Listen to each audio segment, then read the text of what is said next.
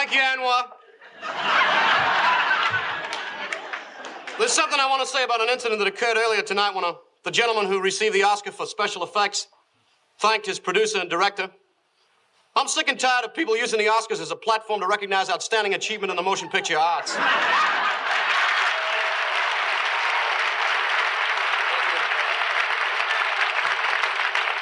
And of course, there's something else I have to say, or I wouldn't be able to live with myself tomorrow morning, and that is, live from New York, it's Saturday night.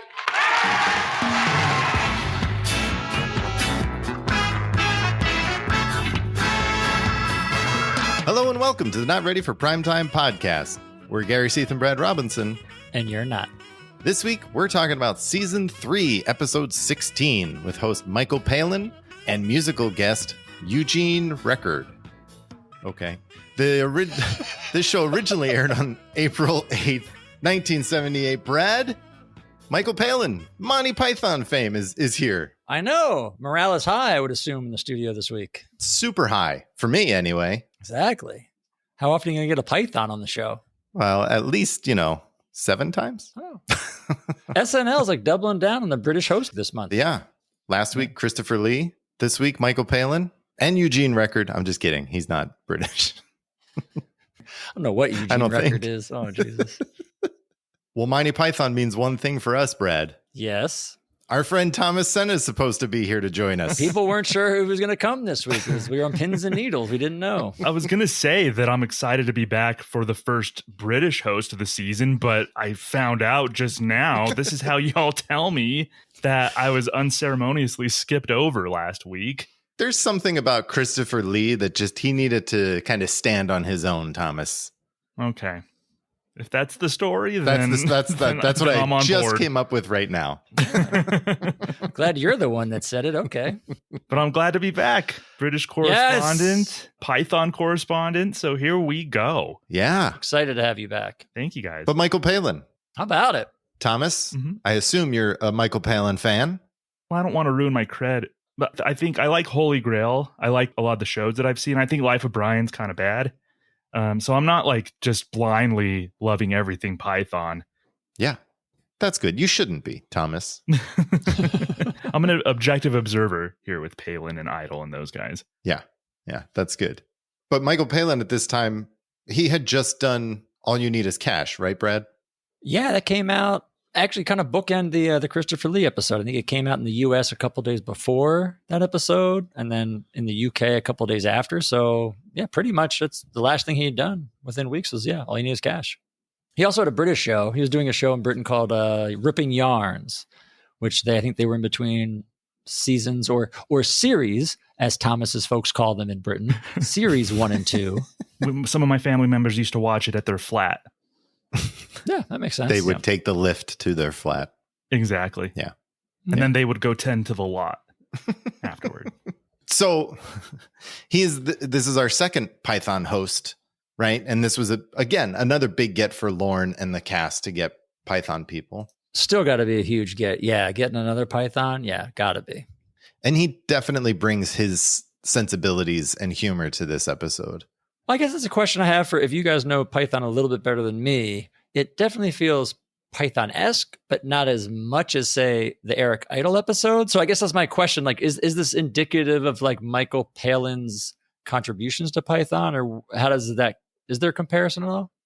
Well, it's interesting because I think it's this episode for Michael Palin is more akin to Eric Idle's first episode, where you see like his humor in there, but it wasn't a through point for the whole show. Whereas Eric Idle's last episode was just kind of the Eric Idle show, right? But I think this is definitely Michael Palin's humor in a lot of these sketches. Okay. Yeah.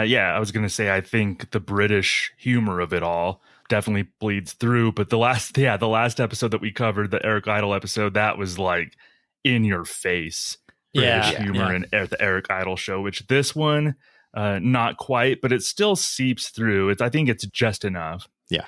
There is a moment in this episode where I was on the fence as to whether or not it was legit or we were going very Michael Palin taking over Monty Python-esque of the episode. Oh, all right. Except after that last episode, like you mentioned, I was kind of waiting for that kind of vibe of like just taking over the show. So I was wrongfully ready for it. But At this point in the life of the show, too, John is now out in Hollywood and doing some more films, right? Well, it's something we didn't mention it last week, but this is another instance of the show where this is the third time in a row. John was away doing a film, which plays into a lot of last week's cold open and running gag of calling him Kevin Scott and John selling out going to Hollywood. He was away this week filming Old Boyfriends, which was the third time this season that the show was losing him to a movie. So it's just kind of interesting. Yeah, the show, it's still gaining in popularity, and John especially is still getting bigger and bigger. And it's interesting to watch the show evolve as we get into the last, 5 or 6 episodes of the season. Yeah. So he made it back in time for tonight's show right away, right? Yeah. Michael Palin actually has like his Palin diaries he writes about. I think John came back like literally Saturday afternoon. That's amazing. He jumped right into it. Like, I mean, he doesn't have a lot of heavy lifting. No, but yeah, he does not. Well, I think this is a fun episode. I'm excited to talk about it. Should we just get into it? it's interesting. Yeah, let's do it. All right. The cold open this week is at the Oscars, where Jane is accepting a Best Actress award as Vanessa Redgrave's. And this is fresh off of the Oscars that just happened the week before, Few days. Yeah. where Vanessa Redgraves did win Best Actress. Supporting actress. Supporting actress. Right. Sorry. What did she go on and go off about, Brad? She was pro PLO. Yeah, she was pro PLO, Palestine Liberation Organization, and there was controversy before the awards, I guess, because she had been part of a documentary. So there was, on both sides, protest against her and support for her beforehand.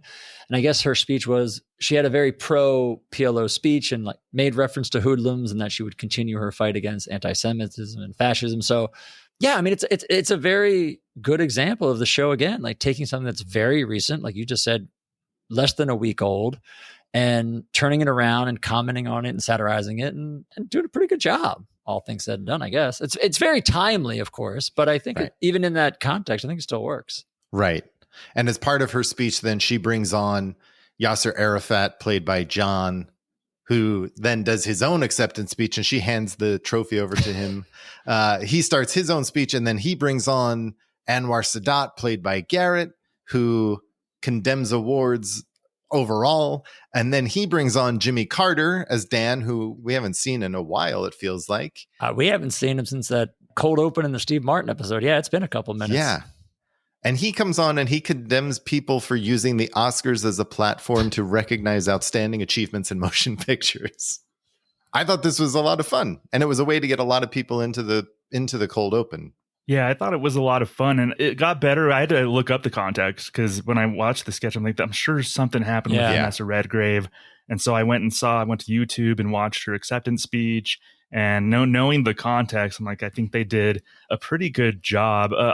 I got the sense they were somewhat critical of Vanessa Redgrave, maybe, or just maybe critical of the notion of Oscar speeches turning political, having some sort of effect on anything. I don't know. Like, I was trying to figure out their stance, I guess, or their perspective on that. Yeah, I think they're doing that satire on these award shows starting to become political platforms, which I mean, only is going to get, exacerbated as time goes on up to present day. So it's even more pressing. You look at it now, you're like, wow, okay, they're really ahead of the ball. Yeah. Does Jane, I found it neat that she was doing an impression of someone. Yeah. Does Jane do a lot of impressions? Because it seems like this is somewhat rare. Her impressions are rare, but when she pulls them off, they're pretty good.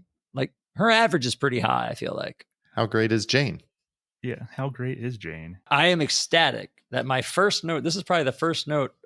Damn, Jane. Yeah. She has a great accent. Mm-hmm. Exactly, Thomas. And she does a really good job as Vanessa Redgrave. I agree. It was excellent. Awesome to see. Yeah. This like refined impression of Vanessa Redgrave was excellent. Yeah. It seemed like Gilda is the impression person, but of course she puts like her own spin on it. Lorraine, I guess what she did Squeaky From and a few other ones, but yeah, it seems like, it was really nice to see Jane do this. So thumbs up. That was like my first note too, Brad. And you mentioned Gary, the Belushi as Arafat. I mean, it's also one of those kind of semi-iconic images of the earth. I feel like anytime they do a clips package from the first 5 years, they're showing Belushi as Arafat collecting the Oscar. Well, it was fun. I thought it was a really fun, great way to kick off the episode. Pretty good. Yeah. And then we get the monologue. Michael Palin comes down looking all disheveled in this oversized suit. And he introduces himself as Sid Biggs, Michael Palin's manager, who tells us that he'll be right out, and he tries to stall and tell us about some other acts that he manages and some other things. And then he talks about how he had an act at one point, and why doesn't he just do it for everyone now? So he asks absurd, beautiful Michael Palin-like questions, asking if anyone has a seafood salad, and they pass it up through the audience. Someone has a plate of seafood salad, and then he needs 2 domesticated cats. And then they bring these 2 cats on stage after showing them in the balcony. They've got a whole wide shot of the audience. Yeah, where like a bunch of people are holding up cats. It is pretty funny. Yeah. And then he dumps the seafood salad down his pants and then shoves the 2 cats in. The one cat was having no parts of it and jumped out and took off. This was crazy. I was not expecting what happened to happen when he came out in this oversized suit, but it was a lot of fun. And it was a great introduction of Michael Palin to an American audience who may not know him. Yeah. Very Python too, I feel like. Very funny. I love the fact he comes out and plays a character by himself for 6 minutes. Like, like you have no pretense. You have no idea what's going on. He comes out and just does this bit as a character, which I just think is so ballsy the entire time. It was really good. It was really funny. Even before the cat segment, he's got some great lines where he's having conversation with everybody. He's like, how long is the show? 90 minutes? Oh, he'll be right out. Don't worry. He'll be out by then. Yeah. That's interesting because I think I would have rather seen him just do a monologue as himself. Because we're going to see, that's it. Because we're going to see him do characters throughout the show. I always like the host to come out and do the monologue as themselves. So that's something. And I don't think this bit, like the seafood salad and the domestic cats, like him asking for the props was funny, but I don't think it played well on camera. I think it was just like, it kind of seemed confusing. The cats weren't into it. I don't think. Well, you got to blame the cats for that. That's not. They his should have fault. got working cats. They clearly got. Just random strays, non-union cats off the street. Cats. They should have got SAG cats, but it just didn't work well to me on camera, and then it just sort of ended awkwardly. So I don't think this was worth him doing it in character necessarily. So I'm gonna kind of disagree on that. I was a little like, okay, let's see what happens with the seafood salad and the cats, but to me it was just a little bit of a dud there. What do you think, Eric? Because I actually liked the fact that he came out and set this like silly and different tone and just could show what the show could be. And I thought he did a great monologue and accomplished so much doing very little. I really thought it was fun. And I think when Eric Idle came out and did his monologue, it was not like genuinely him either, right? So I don't know. I just felt like this was a very, very Python thing to do. Yeah, I think looking at it from that perspective, that makes sense. Because Eric was like more exaggerated. It was him, but like an exaggerated version. Right. That makes sense. Mm-hmm. Right. Michael Palin as his agent, kind of entertaining, but not real funny. For me, just how I guess like getting introduced or seeing the hosts on SNL, I kind of like to see more so them, and then we get into the characters. But also what I liked about it really was that he's not a household name in the US at this point still, right? So he comes out and people may not know who Michael Palin is and may not realize at first that is Michael Palin, and may be just kind of taken aback by like, what the hell is going on? And then you see, and then it's like absurd enough that you're like, okay, this is clearly a bit. I don't know. Yeah. But it takes you a little while to get there. Yeah. To your point, if you didn't know, you're a minute or two into that bit before you realize it's a bit. Right.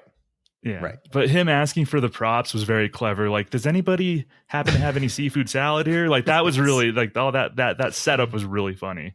Yeah. I enjoyed it. I thought it was a good Michael Palin demonstration of his humor. One of the reasons Thomas may have not liked the ending or thought the ending didn't work is that cat, as you said, he stuffs 2 cats into his pants, and the one cat jumps out. Before that cat jumped out, apparently, decided to defecate and shit all in his pants and down his arm. And Michael's written about this where, he looks down, he's got, all this brown stuff all down his arm. And he, as we'll talk about, he's in the next couple of sketches, had no time to clean off. So Michael Palin's doing the next 2 sketches with, cat shit all down his arm. I didn't know that context. This is now my favorite monologue of the season. That is awesome. Okay, strike whatever I just said. That's really awesome. I didn't know that. And Michael played it off really well. I mean, I didn't know it till I looked it up and read about it later. But great. yeah, I think he played it off great. Yeah. Well, I love this monologue. See that? From there, we get a repeat of one of the best commercials of all time, Little Chocolate Donuts. Well, I think it's one of the things that sets season 3 or helps raise season 3 up a little bit is now they have this catalog of really quality commercial parodies. They've always done this. They've always cut away and you've seen repeats of commercial parodies you've seen before. And I feel like we used to always complain because they were always so-so. And now you've got really good ones. So it's fun to see these when they come back because you're watching really great stuff like this and Swill and Hey You. It's like they've got really good stuff to pull out now. So it's fun to see them again. Yeah, I don't really mind when they repeat, honestly, because if you think about it, you watch television, you see the same commercials all the time. So that's almost like in the spirit of doing that. I don't mind if they show repeats of especially a classic like this. This is an all-timer Mount Rushmore commercial parody on SNL. So I never mind seeing something like this. Little Chocolate Donuts, arguably maybe along with Don't Look Back in Anger, like my favorite Belushi that he did on SNL. Yeah, it's so good. It's so good. Well, we go from Little Chocolate Donuts to Church Confessional, where Michael Palin playing a priest. And it starts off with Jane confessing something. And then he goes to the other side and Dan is there as an agent, an IRS agent, asking him about his taxes. He is there to audit the priest for his expenses last year.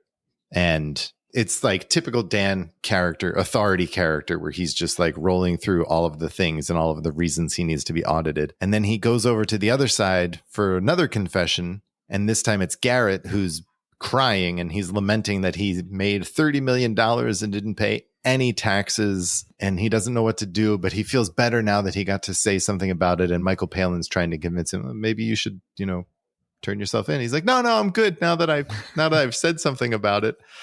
And then Bill comes in as a little insert, like kind of like an angel on his shoulder type thing, right? Yeah.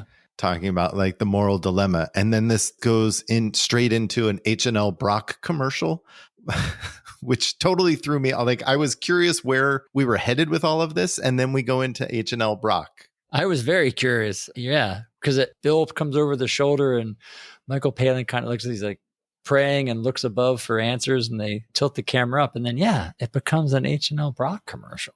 I like the conceit of this sketch, a priest having a moral dilemma and all that.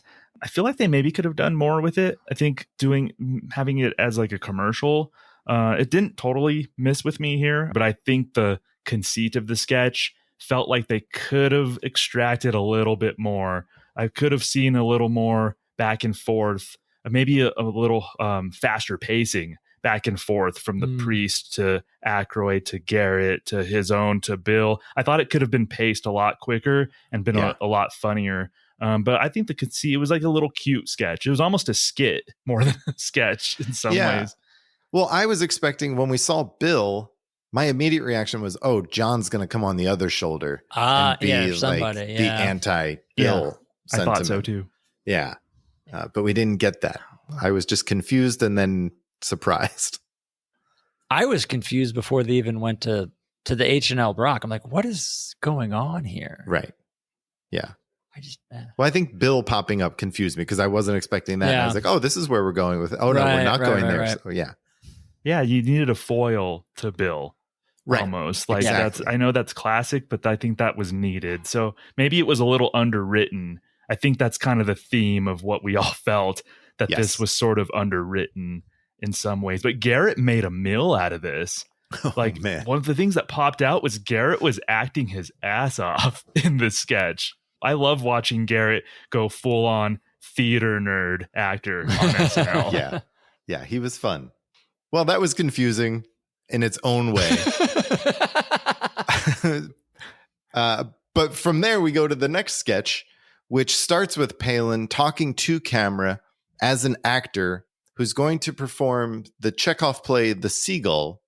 And when it comes time for his line, he will be straitjacketed and then put into a chest, and he will get himself out of this predicament just in time to say his line on cue. And then we go to a scene with Jane and Bill dressed as, whatever, it doesn't matter. So they then do the scene, and Bill does a very long monologue in this scene. Excellent job. Yeah. And they bring the chest over, and then you see Palin struggling in the chest, and he finally tips the chest over and comes out in the bag, and he's trying to get himself out of the bag. And Bill and Jane are still continuing the scene as if he's not there, just performing. And eventually he comes up right in time on cue to say his line, and then gets upset because it was 1:28. He did not beat the record. Time, please, time. Thank you. Can I have a time on that, please? 1:28. What? What? Hey, come back. What, 1 minute what? That was never. Oh, we did it 1:07 on that. No. Oh, I don't believe that. The clock was rigged. No, Michael, I have 1:28. What do you mean? Yeah, I do too, Mike. Hey, listen, that was unreal. Okay. Well, that was just a start. Just a run through. You better do it properly next time, all right? No, Michael, we What? gotta move on. Come on. Oh, just one more? No.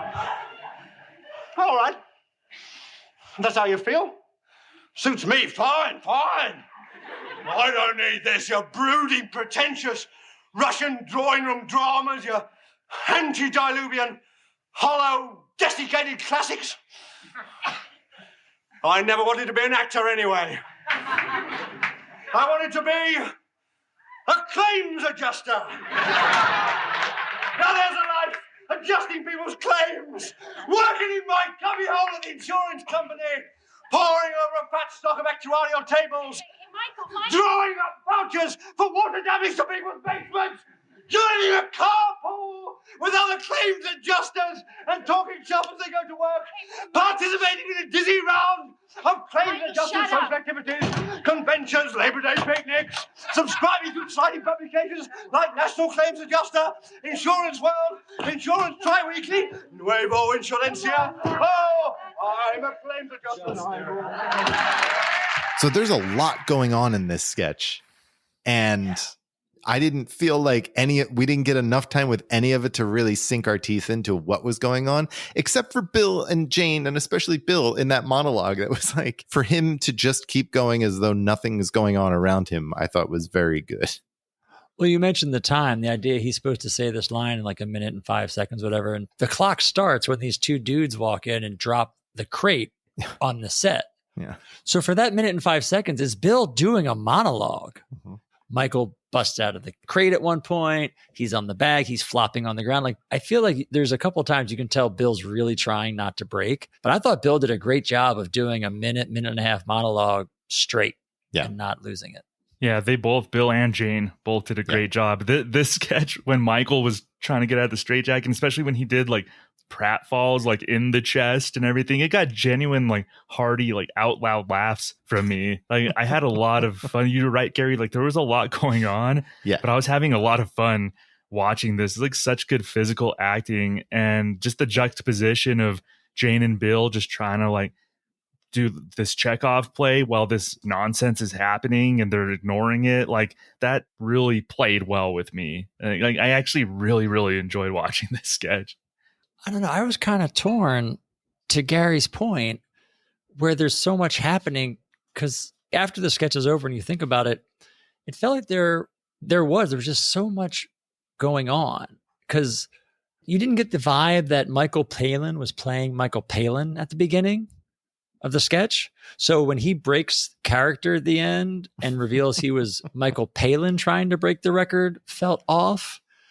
And then it almost felt like it was two sketches, because you have the first sketch, which is everything you described, Gary, right? Him trying to break this record and being tied up and et cetera, which felt like all it was service to get to Michael then breaking the wall, not breaking the record, and doing a version of the Lumberjack song. Like, it was all an excuse for him to say, I didn't want to be an actor. I was going to be, and then in this version, it's a claims adjuster, and which was very funny. The Python bit of this was very funny, where he starts rattling off all the things he can do as a claim adjuster and his subscription to Claim Adjuster National or whatever, and Bill puts him back into the box, and as he's putting him down, he starts singing the Lumberjack song. So, like you said, it's like there's the the breaking of the record and the actual sketch of the play leading up to that. And there's just so much going on that none of it actually connected. Now, the sketch of the play didn't matter, though. Bill and Jane, whatever they were saying, that did not matter at all. Like, you didn't have to be familiar with the Chekhov play or whatever they were doing. That was just almost like, I'll go back to the foil to what Michael was doing. That was like the juxtaposition to what Michael was doing at the straitjacket. Like, this sketch was all about him getting out of that straitjacket and inventing a dumb record that he didn't end up breaking anyway. So I think just there was that through line for me. So I was able to focus on like the ultimate game of the sketch, I think. There were elements of this that I really enjoyed. And then there were bits of it where I was just like, the setup to get to some of those elements was taking a long time. That's all. It was like Gilda in the Rain putting him in the thing, and then the guys bringing it over. It's just, there was a lot going on. And I feel like there was a lot of meat, a lot of fat that could have been cut off of this. I can see that. Well, Eugene Record, formerly of the Shylights, comes on to sing Have You Seen Her? And honestly, this whole thing starts with a close-up on the jukebox. And my immediate reaction was, I hope this is all just a bit and we're going to watch the jukebox the whole time. But we did not. Not a good way to start. Not a good way to start. Nope. He was literally 6 to 8 lines into the song. And I was, honest to God, I wasn't sure this wasn't a comedy bit. He had done 2, oh God, between that start on the really bad jukebox and the Poor Man's American Band background he had. Yeah. I'm telling you, I was convinced this was a comedy bit going in like for a solid minute and a half, 2 minutes. I think I would have been convinced of that too if I wasn't familiar with the song itself. Really? And if he didn't say that he was from the Shylights, because when I went into this episode, I'm like, I have no idea who Eugene Record is. Right. I was hoping, just for the sake of consistency, that it was going to be some funky white guy that I got to talk about on this show. This tracks. Was not. But he said the Shylights. I'm like, oh, I know the Shylights. And I didn't necessarily know a specific song, but I knew of them. And then when he did the Have You Seen Her? I'm like, oh, okay. So I would have thought it might have been a comedy bit if I hadn't been familiar with Have You Seen Her and didn't know that the Shylights were a real band. Though I do stand by the MC Hammer cover of Have You Seen Her over the original. I'm going to put that out there. Well, that's when they got to the chorus, I was like, wait a minute, that's this song? Yeah. Like, I know this song. Yeah. He wrote this song. Yep. But I thought this was fine. I don't know. Like, it just sort of like, it was kind of got boring after a while, but it was kind of pleasant. The song's okay. I'm jealous that he could pull off that suit. That was kind of the star of the show. That I love suit those was, late 70s suits. Yeah. Right? That just reeked of late 70s. Mm-hmm. I was very happy that this was not in that stupid garage set, because I felt like if they had Could placed you him imagine in that? No, it would have been horrible. No one should have to sing in that thing. So I felt like his cheap American Bandstand backdrop was better than him having to be in that. I feel like we need to do research. I feel like Eugene Record is the inspiration for Randy Watson. He might be. It's probably Eugene Record, Rick James. You mentioned the suit, and that's what clicked. I'm like, that's the lead singer of Sexual Chocolate right there. He kind of did have Sexual Chocolate vibes. That's why I thought it was a bit. I swear to God, I thought it was a comedy bit. I'm not trying to be. No, I know. I don't blame you. No, this was. Overall, honestly, slight thumbs up for me. All that being said. I mean, I am not surprised by that at all. But after the song, we roll right into Weekend Update. Standard Weekend Update jokes. The fig neutron bomb. There's a Carter and a Billy Carter joke in there. Ford running for president. There's a suicide joke about northern New England that caught my attention. Did the beginning of Update feel a little dark? I think the first few stories or jokes kind of felt like somewhat dark. I think. Well, it was that suicide joke where he's talking about the suicide rate in northern New England. And he's like, to all of our viewers in northern New England, bye-bye. And I was like, Yes. ooh, that was dark. Yeah. He kind of dropped the facade, and yes, Yeah, he did. we got Akira Yoshimura. That was fun Yes. to see Yes, we did. in his most featured performance to date on the show, I have to say, right? I feel like. Yeah. Oh, absolutely. Yeah. Till now, he's just been playing mostly Sulu and just extras on there. But he comes out as a South Korean politician who bribed people, and he's pretending to be this person. And then turns out he bribed Dan to get on the show, but he's just an actor trying to break into acting. And it was a very long, convoluted joke. But Jane realizes he's not the guy, and she calls him out on it. He held his own, I felt, for someone who's not an actor. To I was gonna say he did okay. It felt a little clunky, but that's to be expected, I think. So it's not a surprise, but it did feel somewhat clunky. But I like the conceit, and I always like seeing Akira pop up out of nowhere. I think part of the clunkiness too was there was a lot of exposition as to who he was supposed to be. Yes. So that everyone knew what was going on before he said anything. You're right. I kind of like the clunkiness because it's that old school vibe of SNL where it's like, we're going to put the production designer on. We're going to put the prop guy on for no reason. Like someone who has no business being on TV, we're going to put him on. And so I like that part of it. Yeah. Jane does a joke about New York cops that gets no reaction from the crowd, from the I audience. think it got groans. Yeah. If it did get a reaction, it was, And she, yeah. oh man. And Jane steps up to the plate like always. In a Detroit bank this week, a gang of bank robbers was attacked, disarmed, and beheaded by an off-duty policeman who happened to be making a deposit. The policeman, who preferred to hide his identity, not only refused a reward, but offered to mop up the bank free of charge. How quickly they turn. How great is Jane? There it Great as is. Jane. Love her. And then we get John Yeah. talking about the Rockefellers were going to tear down Radio City.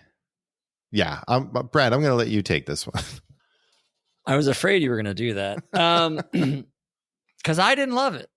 Yeah, John, this is You John. can imagine how I felt. I mean, this is a John Belushi rant.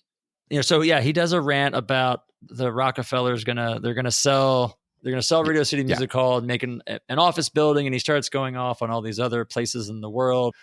There's two main reasons I didn't like this. One, John just flubbed too many lines. If you're doing a solo, you have to hit it, and John was just flubbing stuff, which took you out of it. And he just started overselling it too early for me. Like you could tell about halfway through, he starts gripping the desk, and you just know, not that you didn't know in advance where this was going, but he's just like, where it's going, the but no and the heart attack. And, it's the first time I think that they're trying to really set him up for the but no. We saw it a couple weeks ago when he did the Art Garfunkel monologue where it really hit with the audience. And that's where I think they really realized, okay, we've got another catchphrase we can recycle over and over. Yeah. And it's not necessarily a bad thing because that's nothing different than, what Emily Latella was, what Rosanna Dana is. But I feel like in both those instances, and Gary, you'll probably laugh, I feel like the writing just better for them. And for this, it was just, I don't want to say poorly written, but like a less worked on. It felt too easy. Like all this was like, we're going to give John something to ramp up about, to say, but no, yell at Jane, have the heart attack and go down. It felt really forced. He got very big reactions from the audience. He did. There were a couple of lines that were decent. But yeah, I certainly did not think this was great by any stretch. I wonder if it was just, you said he wasn't there all week. Did they like rush to write something at the very end to get him more screen time? And they were like, just do this. It's a one-off. We can put you at Weekend Update. I don't know. It's a thought.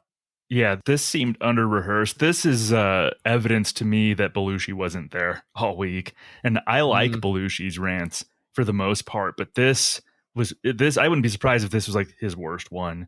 Because you're right, Brad, like the pacing was just so off. He like came in too early, then dialed it back, but then it took like really long to finally get to him freaking out. And it was just a very weird feeling rant. And it just, he felt unprepared. And that's coming from, like I said, I usually like Belushi's rants, but just he usually has solid pacing.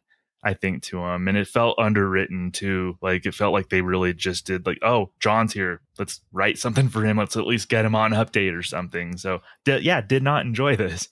Yeah. Yeah, it was tough. And that was the end of Weekend Update. It literally, like, you know, he falls off and Jane signs off. It felt like a fast Weekend Update. There wasn't much going on here. Speaking of catchphrases and reoccurring characters. But we get reoccurring characters and we get Jane right away too. So we get the nerds back. And Brad, I thought my immediate reaction, the first thing I wrote down was Brad's going to be happy they're at home. I was.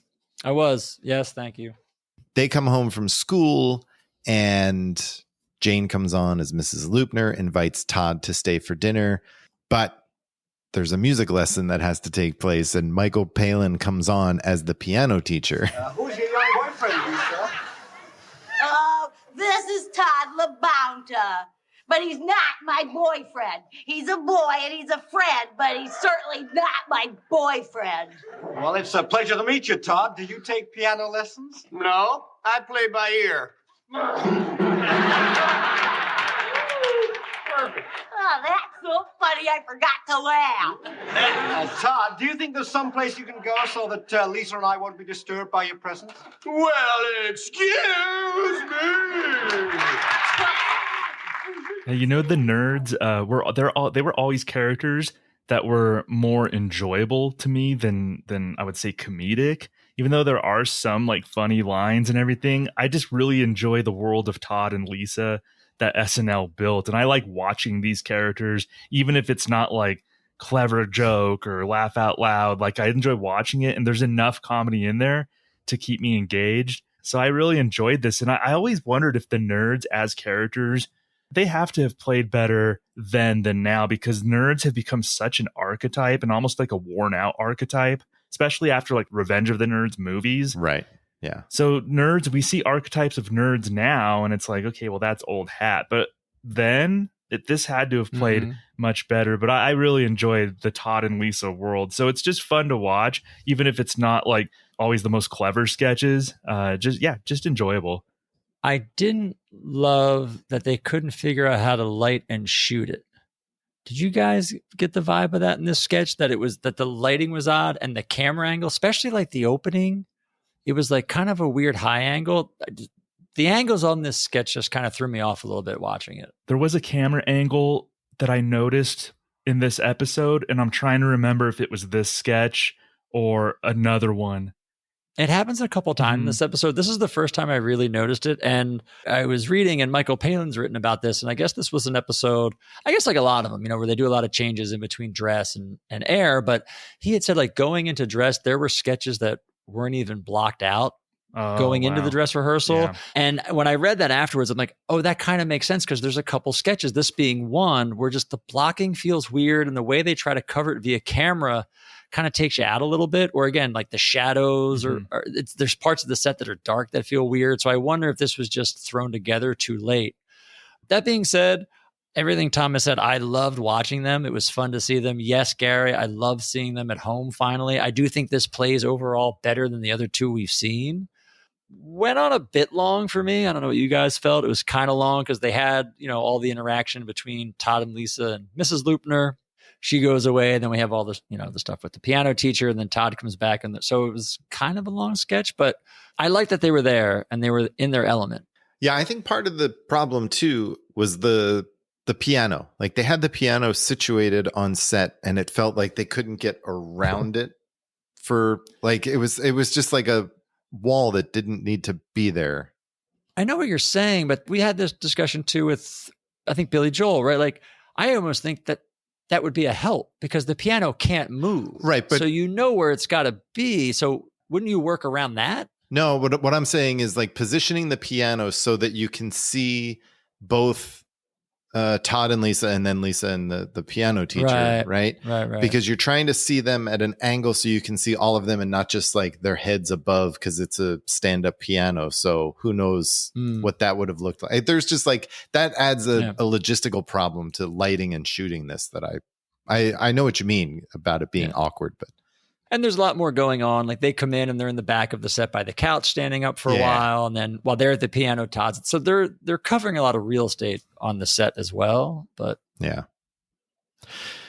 Well, after this, we get what starts out as a pre-tape of Michael Palin on a cliff, apparently playing Orson Welles. I didn't totally understand what was going on here. I believe this is from Ripping Yarns, that show that Palin did in Britain. Okay. So it was originally written, I believe, with him and Terry Jones, and they did a pilot, which came out, I think, like 76. And then it was a decent time after that, they actually did the series. And when the series came, it was only Michael that was in it.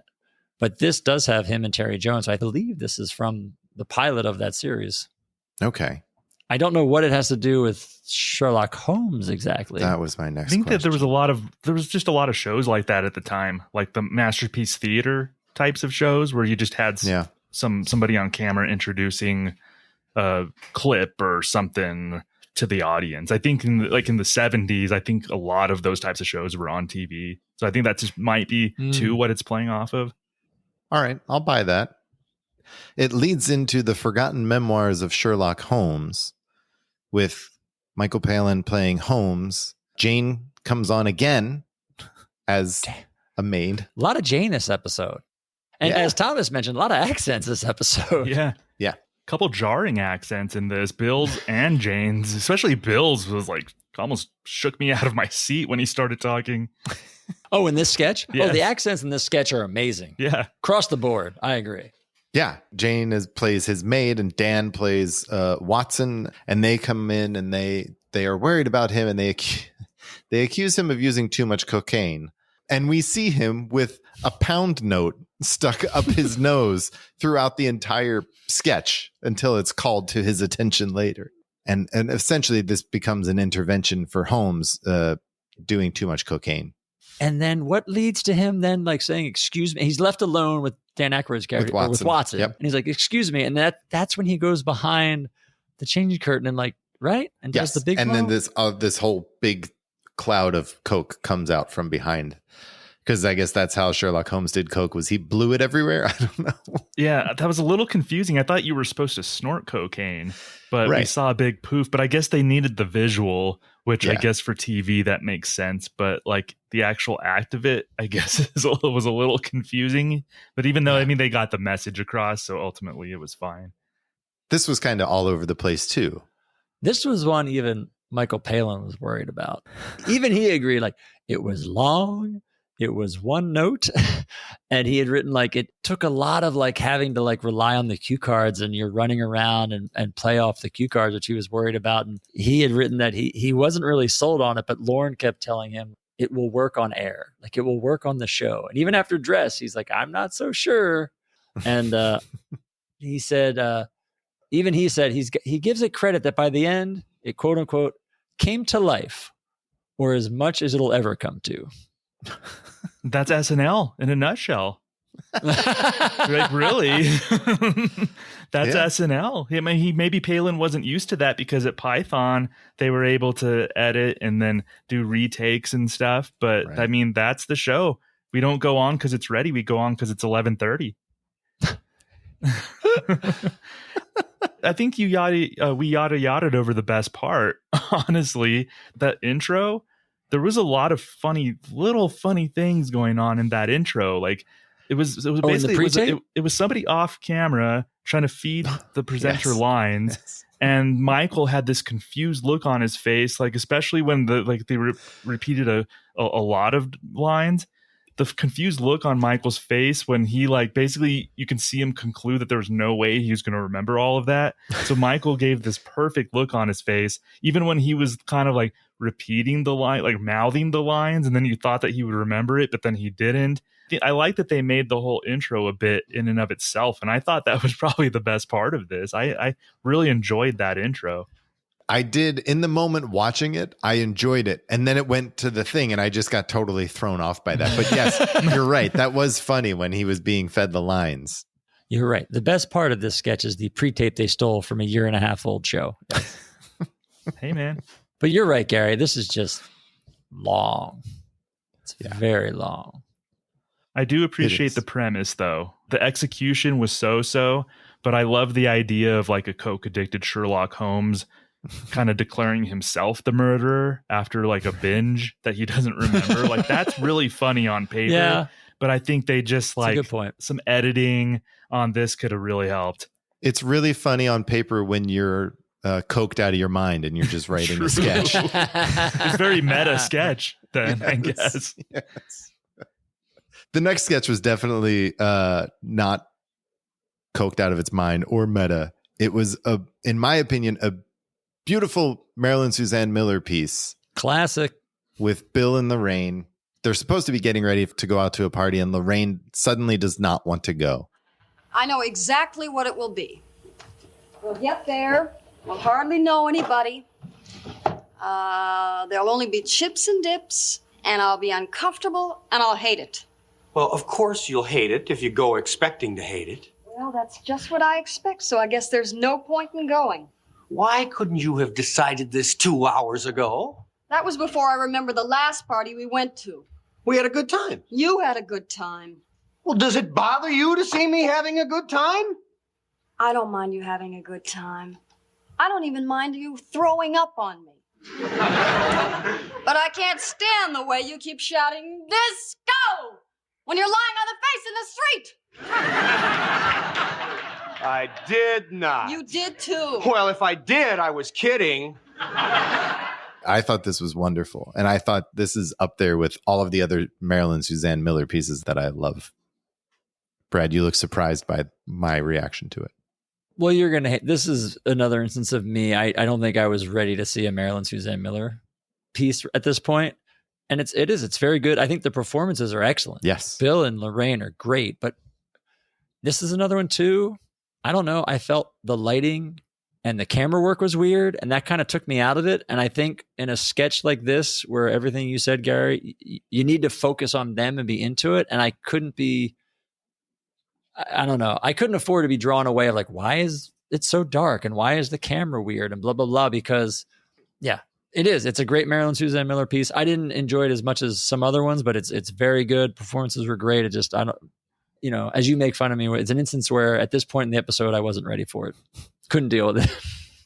Brad, this is the sketch that I was referring to with the weird blocking, the weird camera angle. There was an awkward shot, like a close up of Lorraine from a weird angle, and this is the sketch that I really noticed that. So I think you're spot on. This didn't do it for me. Not in my comedy show.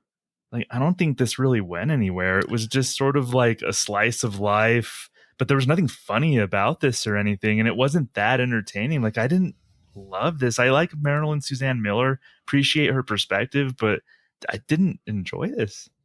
But in general, are you familiar? Do you like the Marilyn Suzanne Miller pieces? Because that's in generally what they are. They're not necessarily laugh out loud funny, all of them, right?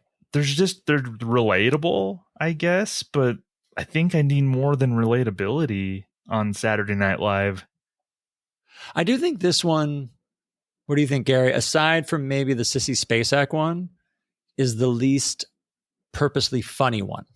Like this is one of the more serious, not as many jokes that she's done. Yeah. No, I think that's true.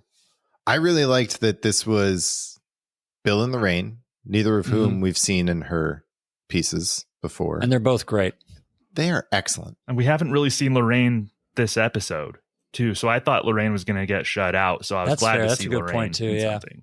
Yeah. No, I thought they were excellent. And I think I really liked the writing in this, too. Like, I thought it was aside, the writing and the acting I thought were excellent. I agree with the way it was blocked and the lighting, and that's whatever, like being in a small stage, who knows why that was messed up. But yeah, I really liked this piece. I feel like, and also because we're sitting here like watching it to nitpick it, but you're watching this live just as a fan viewing it. I think you enjoy it a lot more than say Thomas and I did when you're not sitting there trying to examine it. Yeah. Because if you're there just watching and enjoying, it's an enjoyable piece. If we're talking about like the actual setting where people are watching this at 11:30 at night on a Saturday, they're not watching it like we are, three weird guys sitting by themselves watching it. You're watching it with friends, family, your girlfriend, right? You may be sitting with your girlfriend who you earlier in the night you had this same dumb argument with. True. And Right. then you're just like, oh my God, you said that exact same thing. Right. So for me, it was like, oh, I can relate to this, and I thought it was great. Yeah, that's actually a really good point. Thank you. But so you guys weren't really into that. So I'm sure you were really into Eugene Record Trying to Get to You, which came next. Oh, God. Which again started with a close up of the jukebox. And I was like, why are we doing this? Yeah, I'm good on this one. I have two notes, Gary. My first one, how did this guy get 2 songs? Yeah. And my second note is at least they got the house band horns in there. So Which Paul Simon record did he play on? Well, let's just cleanse our palate then. Let's just moving on. With Mr. Bill pays his taxes. A lot of tax jokes here. This show did air the week before Tax Day in 1978. Oh, okay. There you go. This is a typical Mr. Bill. H&R Sluggo is in here. This is a typical Mr. Bill. I think we said this last time there was a Mr. Bill. That's my thing. I agree. It's Mr. Bill. It's always the same jokes told over and over the same time. You know, Spot gets hurt. Mr. Sluggo arrives. He's mean to Mr. Bill. Mr. Bill gets hurt. Repeat. And yet, this one on this episode, it just to me did feel kind of cheap. Yes. Okay. And again, I think this is kind of a continuation of John on Update, the nerds. There wasn't really a purpose, and it just felt like. And I know like this is the last one that Walter Williams just sent in, so maybe they had it and they just put it on, but it just for some reason, like you said, it's always the same. It bothered me this episode for some reason. Yeah, I think it was disorienting to me. Like I usually like these, but this one felt like it was done like under duress in some way. And even like the sounds, like I don't know if it's just the version that's on Peacock, but even the voices sounded weird and the visual of it looked off, and it just felt disorienting to me. Like it was super weird. And you're right, it continued that theme because I usually like the Belushi rant, but that felt just like odd pacing and under duress. And this Mr. Bill one felt the same way to me. Like it was just uncomfortable for me watching it, honestly. Brett, when we talked to Walter Williams, he said, and this is my recollection, I could be wrong, that's why I'm asking you, wasn't it they didn't reach out to him for a long time, and then they finally did, and they were like, get us something quickly? And wasn't that around this time, like the end of season 3? Yeah, and I think he may have even sent a couple in. You know what I mean? Like he made a couple and sent them in. Right. But he said like he didn't have the cameras or the set or anything, and like he had to get all of that stuff really quickly. This is my recollection, right? And so maybe this was just literally thrown together. I would imagine so. I also either that or like I said, he might have, like I said, put 2 together because it's weird. Like we went so long without seeing him before, and then we just saw one a couple weeks ago. And I wonder, again, Michael Palin written that there was a lot of reshaping in this episode, which I'm sure happens every week, sketches cutting and going, moving around. But he had said before they got to dress rehearsal, they had cut 2 sketches. There apparently was some sort of a dance number, I believe, with him and the Shy Lights that Lorne nixed even before dress. Thank God.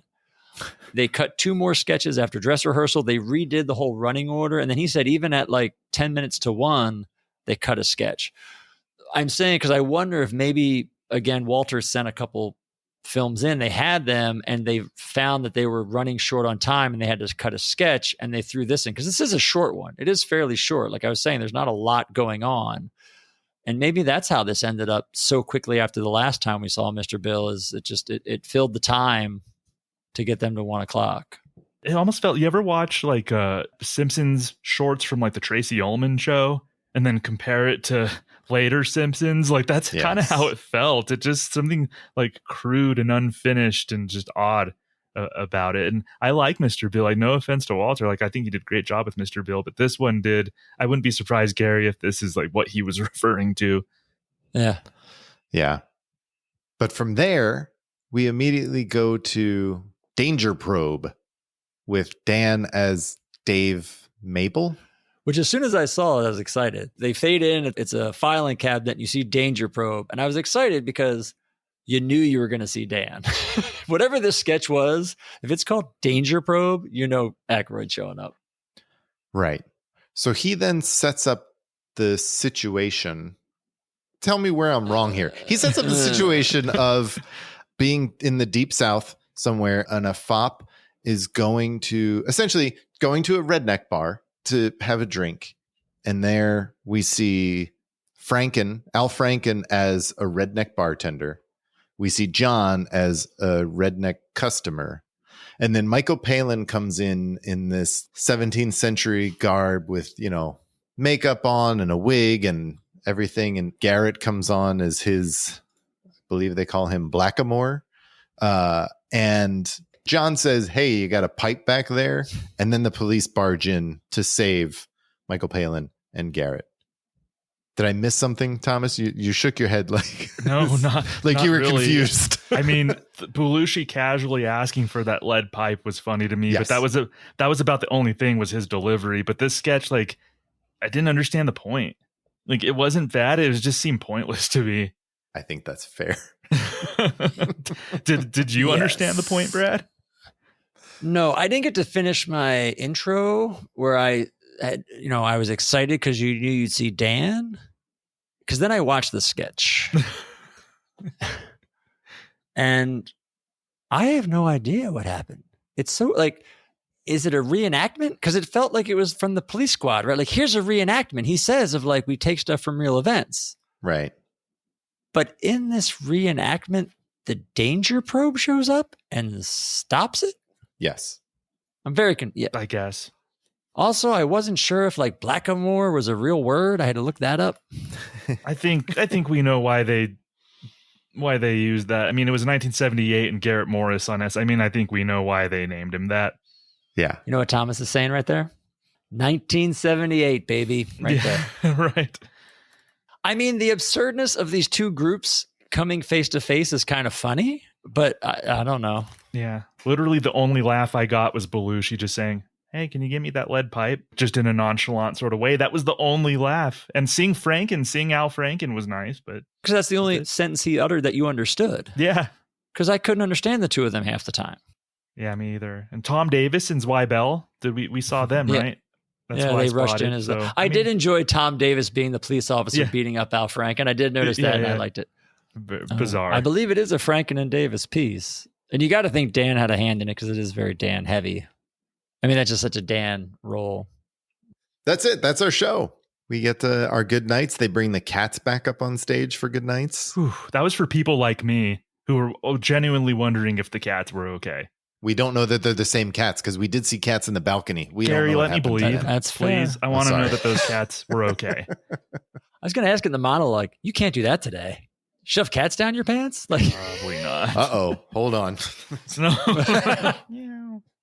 we got to see the great Willie Day, prop master extraordinaire, who I love with a cigar in his mouth every time we see him. Loved it. I was waiting for the ash to just fall on one of the cats. Carrying cat number 2. Yeah, I don't know. This episode was kind of hit or miss, kind of all over the place. It felt like there was good and weird and absurd and not really sure what was going on with some of it. Yeah, I thought it was just okay.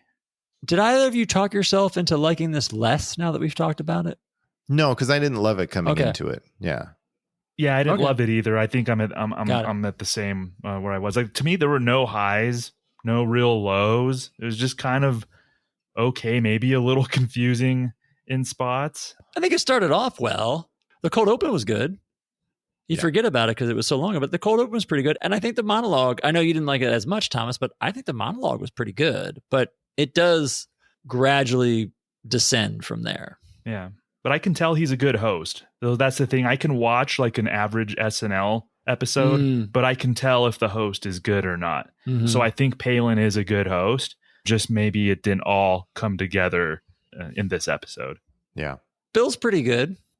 He's in it a bunch and he's pretty good. Jane's in it a lot. And, Thomas mentioned we don't see Lorraine that much, but the one sketch we do get her in, she is very good in. So there are some silver linings, I guess. Yeah, Garrett got to show some acting chops. Yeah, we have Garrett crying. Eugene Record's in it. I mean, Eugene there's that. Record. I can't believe you knew who the Shy Lights were, dude. That amazes I knew the me. name. I'm kind of a music nerd. I knew the name, but I didn't know who Eugene Record was. He also used to work in radio, Brad. Used to work in radio. Do you know nothing about Thomas's bio? Send you my bio. Well, Thomas, what are your best bits? Thomas? Well, screw you guys. I'm going to say the seagull. Honestly, like, because Wait, why is that a screw you guys? Because you hated it. I didn't hate. Well, I don't know if I Okay, hated fair it. enough. but- You weren't as high on it as me, so that's still Yeah. a minor screw you. Okay. I will say, Thomas, I did not enjoy it, but you did make me appreciate it more after talking about it. That sketch, I will say, yes. I think I got the most hearty laugh just watching Palin do his physical acting and everything, and juxtaposing that with Jane and Bill trying to keep straight faces doing this scene. Like, that worked for me. So I will say the seagull, but no real high highs, unless we're saying Little Chocolate Donuts, but I didn't know if that was on the table since it's a repeat. I mean, I guess we don't have rules, but you really shouldn't use a that's why I repeat. left that I mean, out. yes. We don't have rules. You weren't here the last time it was Okay. on, so it Little can be your Chocolate best Donuts bit. and the seagull. That's fair. That's good. How about you, Brad? What are your best bits? Man, I struggled. I went with the monologue. Oh, Yeah. I did like that he had the balls to come out and do a character the whole time, and everything Thomas didn't like about it, I did enjoy. I thought it was fun. I was actually thinking he was setting the tone for something fun and different, and the payoff never came. But monologue on its own, I think, is really good. so I believe that's a screw you to Thomas because he didn't like it, and he has established party rules that because we didn't love Siegel, that's a screw us. So Screw us. Screw him. I'm gonna Wait till he sees what we said last week for best bits. I'm gonna go with Party Night. I really enjoyed it. Like I already said everything I had to say about it, but I think the writing and the performances totally did it for me. So, Thomas, thank you for joining us once again. Always a pleasure. Yes, sir. So, Thomas, you got the SNL Hall of Fame back. Yep, season 6 of the SNL Hall of Fame. We got a really great season. Both of you, I believe, I've worked it out, will be on with me separately. So it's a lot to handle as a host having you two. So I had to separate you. So I'm looking forward to that. Actually, both of your episodes are going to be great. It's understandable. It's going to be fun. And then also Pop Culture 5. Yes, Jeremy Dove and I on Pop Culture 5. We're approaching our 50th episode of Pop Culture 5. Yeah, wow. we're going to be doing something Congrats, special. man. Thank you. Appreciate that. SNL related for our 50th. So it happens to coincide. Our 50th is going to come out a few days after the season premiere of the 50th season of SNL. So we're having John Schneider on, and we're going to be going over our 6 essential SNL sketches.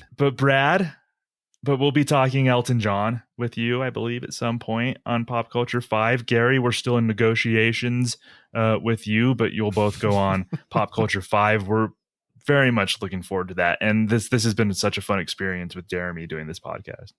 Yeah, it's a lot of fun to listen to you It is. guys That's a talk good about one. stuff. Yeah. Well, thank you again, Thomas, for being here. We'll see you when Michael Palin comes back, I think, in season 4. Perfect. Yeah. If not before. If not We before. don't know. We always find ways to get Thomas involved. I always find ways to weasel myself into this show. So Next week, we're talking about season 3, episode 17, with host Michael Sarrazin and musical guests Keith Jarrett and Gravity. That should be a fun show. Until then, good night and have a pleasant tomorrow. And have a pleasant tomorrow. The Not Ready for Primetime podcast is a 2 Pints Productions production. Produced and edited by Brad and Gary. Thought about by Brad and Gary. Please rate and review. Thank you for listening. We'll see you next time.